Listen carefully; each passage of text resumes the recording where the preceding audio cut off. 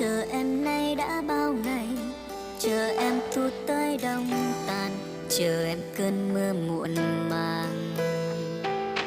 Anh tiếc nuối năm tháng qua rồi, khi xưa sao anh không nói, anh không nói yêu em.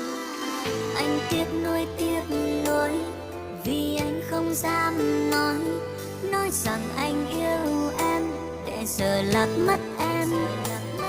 Anh nhớ lắm, anh muốn em quay về đây với anh chỉ một lần thôi.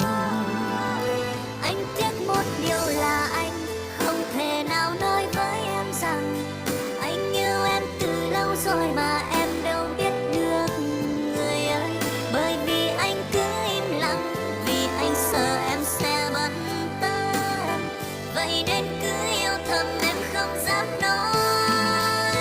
Anh cứ nghĩ rằng lặng thinh rồi từng ngày tình yêu đắp xây, nào ngờ em đã cùng ai đi về miền đất mới. Còn anh đứng đây nhìn em đi mà lòng anh đớn đau. Anh tiếc nuối vì anh chưa kịp nói lời yêu em.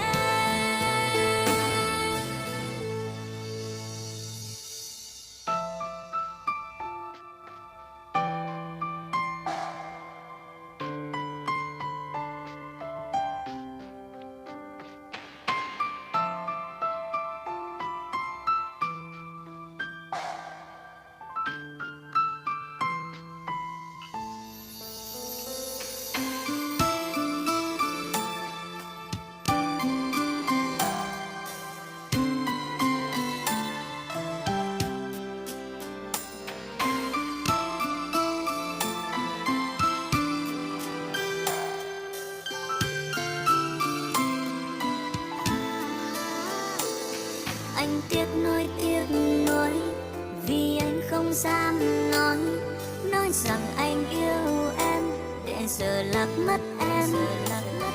Anh nhớ lắm, anh muốn em quay về đây với anh chỉ một lần thôi.